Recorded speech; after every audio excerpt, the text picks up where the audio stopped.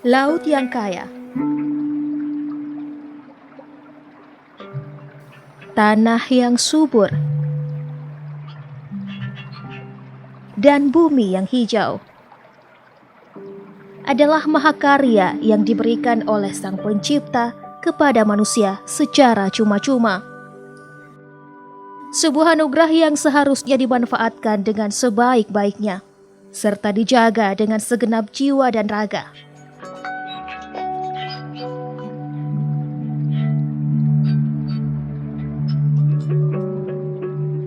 Inilah yang dilakukan oleh para pahlawan lingkungan. Dengan penuh keikhlasan, mereka mendedikasikan waktu, tenaga, pikiran, dan semangatnya untuk berbakti kepada bumi.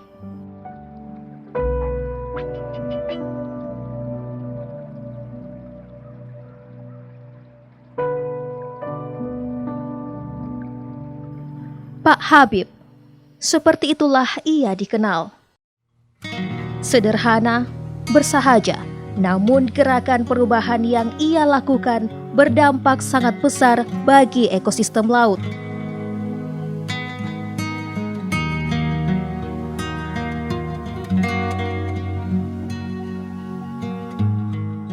Mengenal Pak Habib, mengenal Kima. Menjadi perintis konservasi Kima di Bumi Anoa, kawasan konservasi seluas 20 hektar yang ia kelola, kini menjadi salah satu kawasan konservasi Kima dengan spesies terlengkap di Asia. Lebih dari 10 tahun berjibaku demi keberlangsungan ekosistem laut. Bukan perjalanan mudah bagi seorang Habib Najar Buduha untuk memulai langkah besarnya itu. Saya Habib Najar Buduha, sebagai salah satu pemerhati lingkungan, khususnya konservasi laut. Jadi kawasan konservasi ini dibuat sendiri, ya. Jadi memang ini ide sendiri, karena kawasan ini dulunya pusat pengeboman, pusat pembiusan. Melihat kehidupan nelayan yang makin hari ya karena alamnya rusak, jadi hasil tangkapan ikan mereka semakin minim, lalu tempat mengambil, tempat mancing ya, tempat mengolah, tempat mereka berusaha udah jauh sekali keluar. Makanya muncul inisiatif itu untuk menjadikan kawasan ini sebagai kawasan konservasi.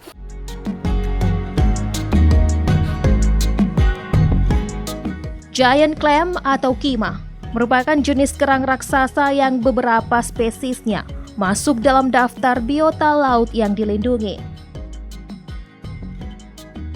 Hal ini tidak terlepas dari kebiasaan masyarakat yang mengeksploitasi kima dengan beragam kepentingan, termasuk untuk dikonsumsi.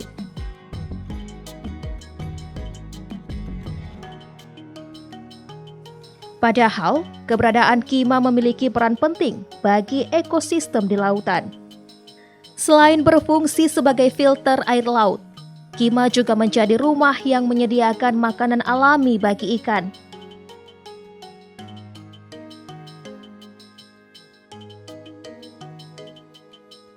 Keberadaan kima di suatu wilayah perairan dapat mempengaruhi meningkatnya populasi ikan, yang tentu saja akan memberi dampak positif bagi para nelayan.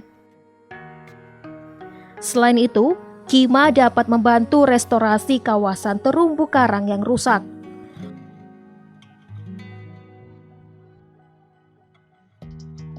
Fungsi kima sebagai rehabilitator ini pun baru disadari oleh tim konservasi Toli-Toli yang dibina oleh Habib setelah 3 tahun berjalan.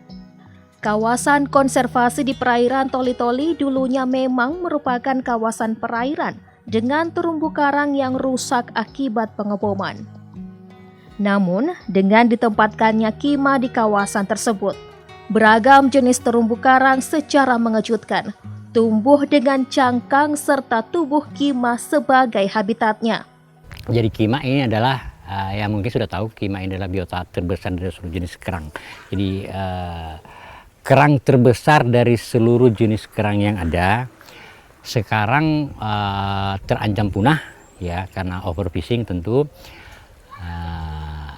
Nah itu yang kemudian ingin kami kembalikan. Dulu ketika saya kecil di kawasan ini banyak sekali kima, tapi belakangan menjadi hilang, totali hilang. Nah ini yang membuat kurang lebih prihatin lah.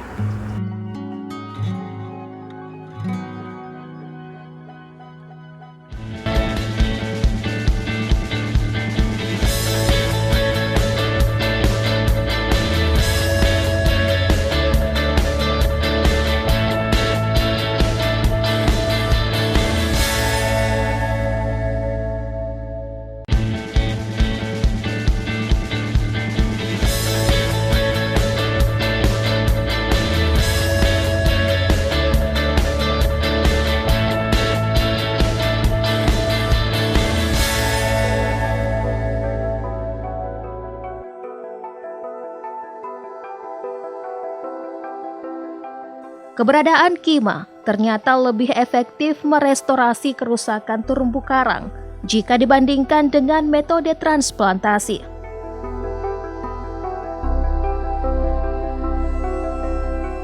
Habib bersama tim konservasi yang ia bentuk melakukan relokasi beberapa jenis kima, baik yang berasal dari Laut Toli-Toli hingga beberapa jenis kima yang direlokasi dari wilayah lain di Indonesia.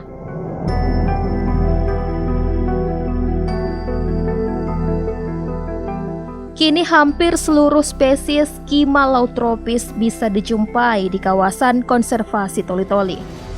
Meski sudah lebih dari 10 tahun berjalan, upaya yang dilakukan Habib belum berhenti sampai di situ saja. Jika dahulu kendala yang dihadapi Habib adalah perilaku masyarakat, khususnya nelayan, yang kerap menangkap ikan dengan cara-cara yang merusak lingkungan. Nah, kima ini karena sudah tidak ada di sini, maka kita mesti merelokasi. Jadi kami survei keluar di mana potensi kima yang masih banyak, lalu kemudian sebagian dipindahkan ke kawasan ini. Jadi itu dasar utamanya. Jadi kawasan ini dijaga, kima kurang lebih dibudidayakan di sini, lalu kita melarang di kawasan ini supaya tidak ada lagi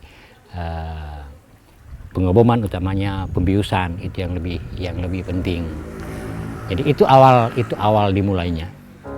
Kendala yang kemudian bisa diatasi dengan pendekatan persuasif, memberikan edukasi tentang pentingnya menangkap ikan dengan cara-cara yang tidak merusak, serta terus-menerus melakukan pengawasan di sekitar wilayah konservasi, agar tidak ada lagi upaya pengeboman ikan hingga pencurian kima.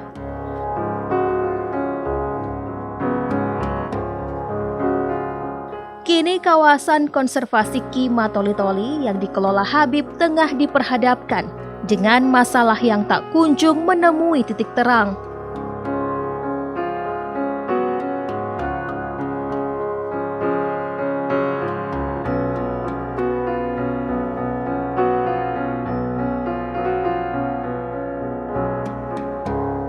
Dari persoalan limbah pembangkit listrik yang mencemari laut,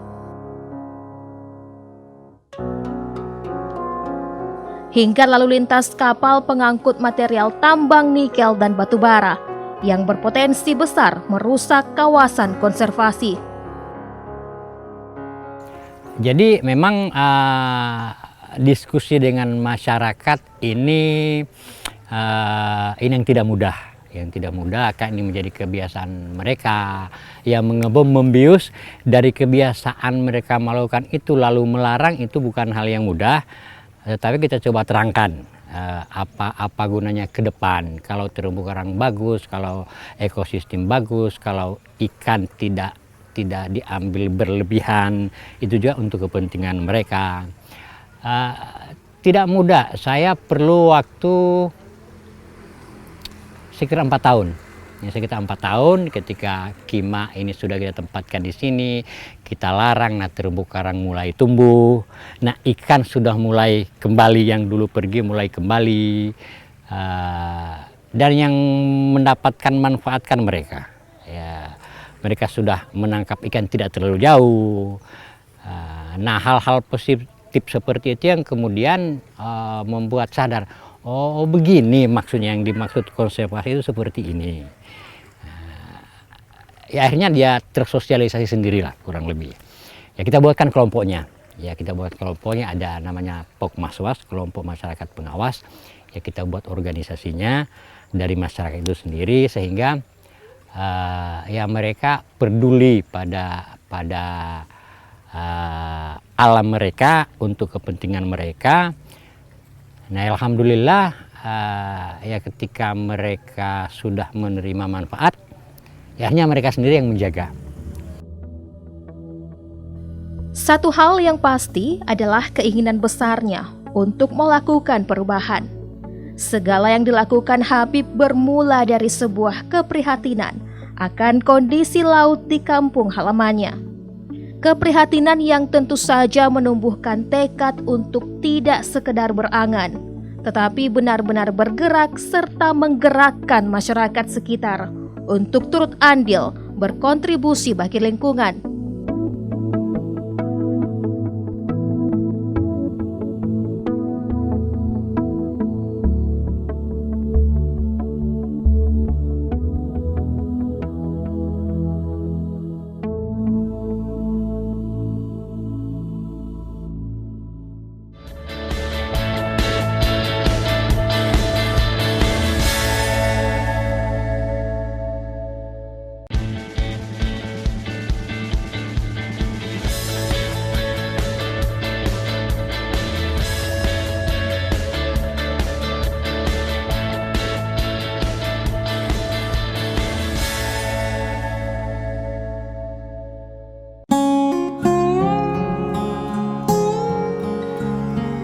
Setali tiga uang dengan Habib yang memperjuangkan kelestarian ekosistem laut. Di kota Bau-Bau, Yamin, seorang putra daerah, bergerak aktif menyelamatkan lingkungan dari kebiasaan buruk masyarakat dalam mengelola sampah.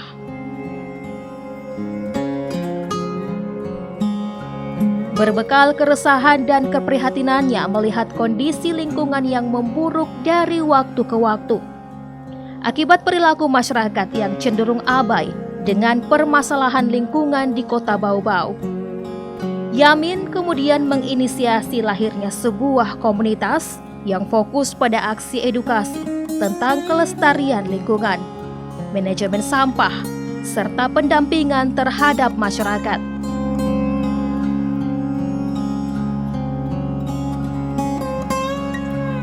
Sukarelawan Hijau Bau-Bau.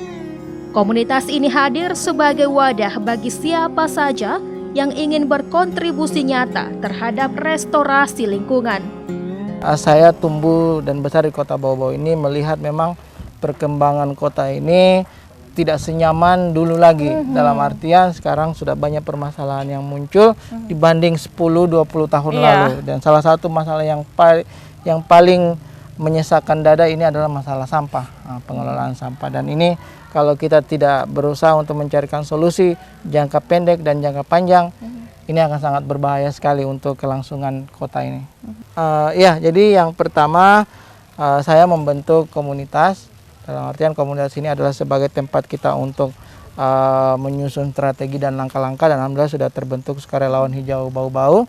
Kita melakukan aksi bersih-bersih, clean up, kemudian kita mengadakan edukasi lingkungan seperti yang kita lakukan kepada anak-anak sekolah dan generasi muda pada umumnya, dan juga kita lakukan pendampingan pembuatan alternatif kantong plastik. Kita adakan aksi clean up, bersih-bersih bersama masyarakat itu di Kamali dengan di Pantai Lakeba.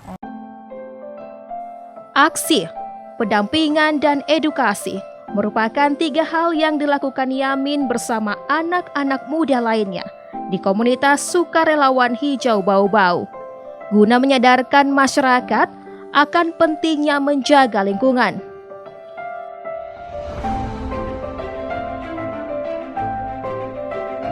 Sukarelawan Hijau Bau-Bau yang berdiri sejak tahun 2015 telah melakukan berbagai kegiatan sosial yang berfokus pada pengelolaan sampah, serta upaya untuk meminimalisir peningkatan volume sampah.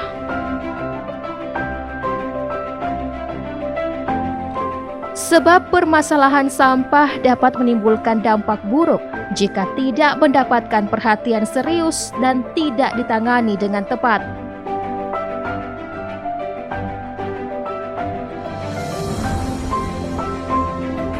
Keterlibatan anak-anak muda dalam upaya edukasi serta aksi nyata yang dilakukan dengan harapan mampu memberi afirmasi positif kepada masyarakat.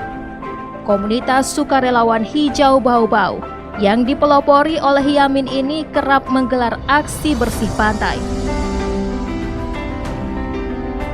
Dengan target mengembalikan wajah indah pantai yang bersih dari sampah, terutama sampah plastik, yang seringkali terseret ombak dan menumpuk di bibir pantai.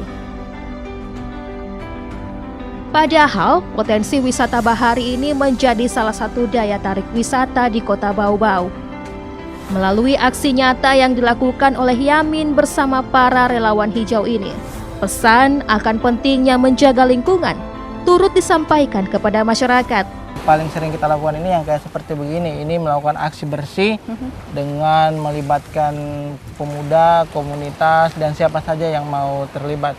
Dan ini mungkin akan terlihat bahwa ini banyak sekali sampah, bisa tidak. Sebenarnya pesan yang kita ingin kirim adalah bahwa mari kita jaga lingkungan, jangan sampai kotor seperti begini. Dan kalau misalnya tidak ada yang terlibat, orang seenaknya mau membuang sampah sembarangan, itu akan terlihat seperti ini terus kita punya.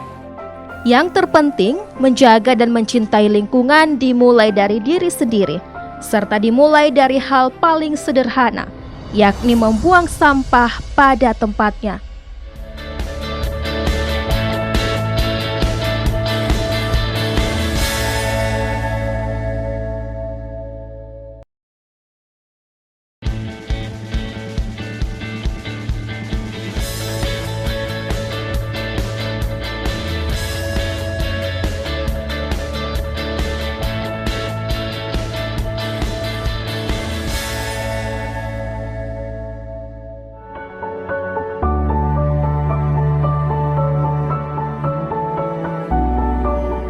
Sampah plastik memang menjadi masalah besar yang tengah dihadapi oleh bumi kita. Hal ini disebabkan sampah plastik membutuhkan waktu yang sangat lama agar bisa terurai. Bahkan beberapa jenis plastik serta styrofoam tidak dapat terurai sama sekali. Wajar saja jika meminimalisir penggunaan plastik menjadi cara yang paling efektif untuk mengatasi permasalahan sampah ini. Namun tidak semua masyarakat memahami hal tersebut. Minimnya edukasi serta rendahnya kesadaran masyarakat menjadi hal utama yang membuat kampanye anti plastik ini belum juga membuahkan hasil, meski sudah lama digalakkan oleh para aktivis lingkungan. Menangani masalah lingkungan ini seperti pekerjaan yang tiada habisnya ya, karena biasanya perkembangan kota itu perkembangannya cepat, kemudian tidak diiringi dengan kesadaran masyarakatnya, kemudian banyak tindakan-tindakan yang dilakukan dianggap sudah normal, tetapi ternyata punya dampak kepada lingkungan. Dan ini memang sangat sulit sekali karena kita mengedukasi itu sekarang pada generasi yang misalnya kita fokus ke yang anak-anak muda, generasi yang misalnya di atasnya mereka itu mungkin masih cenderung untuk melakukan hal-hal yang misalnya membuang sampah sembarangan, limbahnya kemana-mana. Tapi namanya investasi di edukasi, pendidikan, itu kita akan menuai hasilnya itu tidak bukan 1-2 hari, tapi 10 tahun, 20 tahun ke depan. Mereka yang secara konstan kita edukasi ini, pada saat nanti mereka menjadi pejabat, pengambil kebijakan, mereka akan menjalankan kebijakan-kebijakan yang ramah lingkungan, yang pro lingkungan, seperti begitu. Selain menggelar aksi, Langkah kedua yang dilakukan oleh komunitas sukarelawan hijau Bau-Bau adalah melakukan pendampingan kepada masyarakat. Mengajak masyarakat untuk mengubah perilaku tidak hanya membutuhkan dorongan, namun juga uluran tangan. Bentuk pendampingan yang dilakukan oleh komunitas sukarelawan hijau Bau-Bau berupa pemanfaatan bahan baku alam. Salah satunya adalah membuat balase dari daun tanaman agel. Balase merupakan media alternatif pengganti kantong plastik. Daun tanaman agel yang telah melalui proses pengeringan dianyam menjadi beragam bentuk dan ukuran sesuai dengan fungsinya. Masyarakat bisa menggunakan balase ini untuk berbagai keperluan seperti berbelanja atau sebagai wadah untuk membawa barang-barang dalam jumlah yang banyak. Sebelumnya kan ini hanya dijadikan sebagai tempat wadah menyimpan asam. Karena kami melihat sekarang lagi viral ya, banyak di Jawa sana hampers dan juga pot bunga itu mereka menggunakan anyaman. Betul. Dan di tahun 2019 dan bersama teman-teman kami di Sukarelawan Hijau Bau-Bau, kami datang survei dan belum menemukan desa ini. Kami masih mencari desa-desa yang lain di Buton Selatan dan ternyata setelah kami lakukan beberapa bulan survei, disinilah letak bahwa ternyata memang untuk anyaman balase ini ada di Buton Selatan, khususnya di Desa Lampanaire. Itu lumayan proses yang panjang kami melakukan pendampingan bersama ibu-ibu rumah tangga di sini. Selama melakukan pendampingan dan melihat kondisi wisata dan juga lingkungan di Buton Selatan, khususnya di Desa Lampanaire, ini merupakan salah satu desa yang bersih, menurut saya ya, dan pantainya itu sedikit sekali sampah. Karena begini, mereka ketika ke pasar, mereka jarang atau bahkan tidak pernah sama sekali menggunakan kresek, kantong plastik sekali pakai. Mereka selalu menggunakan ini. Nah, mereka ke pasar menyimpan sayurnya ke sini, menyimpan hasil kebunnya ke sini, menyimpan makanannya juga ke sini, dan itu merupakan salah satu membuat kami Sukarelawan Hijau Bau-Bau ini harus melakukan pendampingan secara terus-menerus begitu. Betul. Pendidikan lingkungan merupakan upaya agar generasi muda lebih memahami pentingnya menjaga lingkungan. Bekal ini memang merupakan investasi jangka pendek, namun manfaatnya kelak akan mereka rasakan di masa mendatang. Habib dan Yamin adalah dua sosok berbeda, namun memiliki tujuan yang sama. Tak patah arang meski dijegal rintangan. Tetap optimis meski diusik bisikan pesimis dari orang-orang di sekitarnya. Mereka adalah sejatinya pahlawan masa kini. Pahlawan yang sama-sama berjuang untuk melepaskan bumi dari belenggu pengerusakan, dari bayang-bayang kehancuran yang justru datang dari penghuninya sendiri. Mereka adalah pelopor yang menginisiasi perubahan dengan sebuah langkah kecil yang berdampak begitu besar. Mereka adalah pahlawan yang bergerilya di jalannya masing-masing demi satu tujuan mulia, agar bumi tetap lestari, agar kehidupan tetap berjalan.